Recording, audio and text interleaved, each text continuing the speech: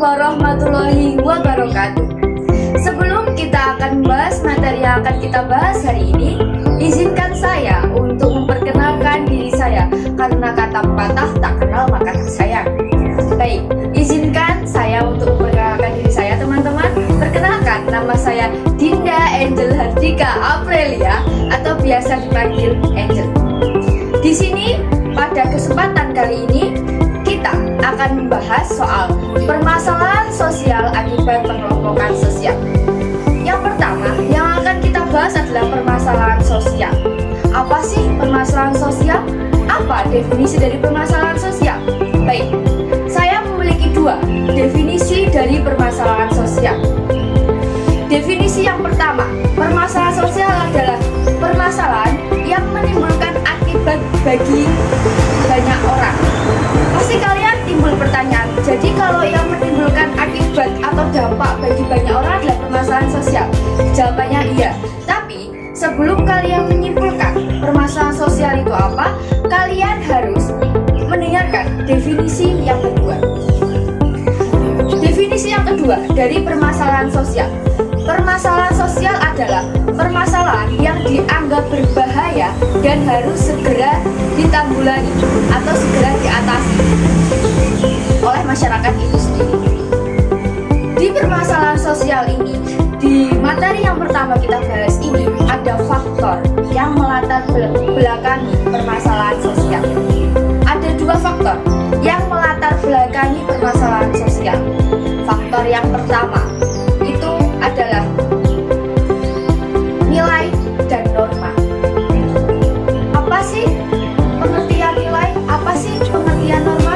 Sebelum saya menjelaskan apa pengertian nilai, apa pengertian norma, bagaimana contoh dari pelanggaran nilai dan norma, pasti kita hidup di Indonesia dengan banyaknya ragam agama, dengan banyaknya ragam suku, ras, budaya, warna kulit, dan lain-lain. Kita pasti sangat sering, teman-teman, sangat tidak asing dengan nilai dan norma yang berlaku di dalam masyarakat.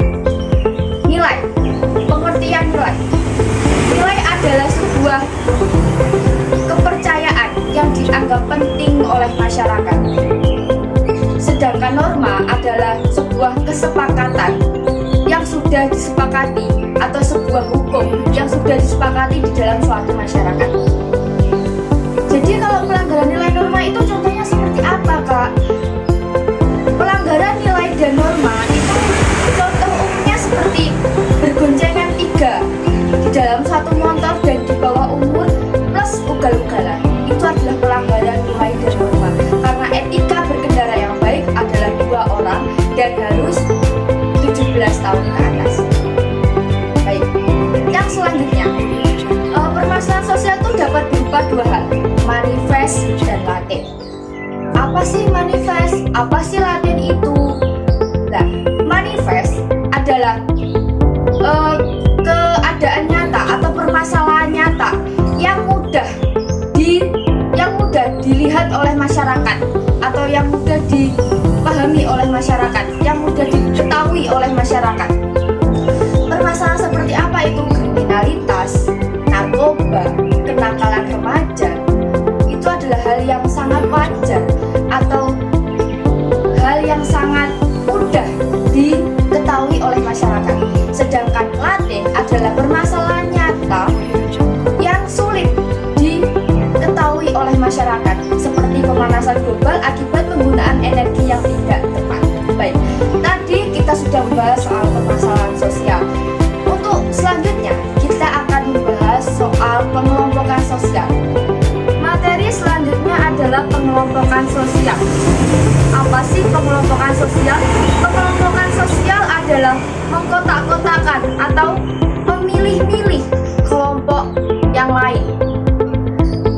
Faktor utama dari penyebab adanya pengelompokan sosial ini adalah adanya prasangka. Prasangka adalah anggapan kurang baik atau anggapan yang belum tentu benar terhadap orang lain atau kelompok lain. Prasangka ini mengakibatkan seseorang itu melabelisasi atau mencap kelompok lain. Dan dari prasangka ini juga mengakibatkan timbulnya sikap eksklusivisme. Eksklusivisme adalah adalah sikap di mana dia menarik diri dari kelompok-kelompok tersebut dan juga menimbulkan sikap partikularisme dan eksklusi sosial. Partikularisme adalah di mana dia mementingkan dirinya sendiri, mementingkan kelompoknya sendiri tanpa melihat kepentingan kelompok lain. Dan eksklusi sosial adalah dia itu menarik diri atau meminggirkan diri dari kelompok-kelompok lain. Yang selanjutnya kita akan bahas soal permasalahan sosial yang muncul akibat dinamika kelompok sosial. Itu yang pertama ada ketidakadilan, yang kedua ada intoleransi, yang ketiga adalah korupsi, kolusi, dan nepotisme. Yang pertama ketidakadilan. Di sini saya akan langsung memberikan contoh persamaan gender. Tidak bisa dipungkiri bahwasanya persamaan gender atau persamaan hak dan kewajiban antara laki-laki dan perempuan agak minim dikarenakan adanya cap bahwa perempuan harus mengurus rumah tangga 100%, perempuan harus tidak boleh sekolah tinggi-tinggi. Tetapi di sini ada hukum. Hukum tidak memandang dia perempuan laki-laki, dia memiliki jabatan apa, dia dari kelompok mana. Hukum tidak memandang hal tersebut. Yang kedua ada intoleransi. Intoleransi, saya akan langsung memberikan contoh. Misalnya ada sebuah desa atau ada sebuah lingkungan yang menolak adanya pembangunan tempat ibadah yang bukan agamanya. Terus yang ketiga ada korupsi, kolusi, dan nepotisme. Korupsi pengertiannya adalah penyelewengan atau penyalahgunaan hak yang bukan miliknya. Sedangkan kolusi adalah kerjasama yang tidak teruji, dan nepotisme adalah mengutamakan teman terdekatnya, mengutamakan kerabatnya. Teman-teman, tadi kita sudah membahas permasalahan sosial akibat pengelompokan sosial. Semoga yang kita pelajari hari ini bermanfaat dan apa yang saya paparkan bisa menambah pengetahuan atau wawasan yang mendengarkan. Dari saya, jika ada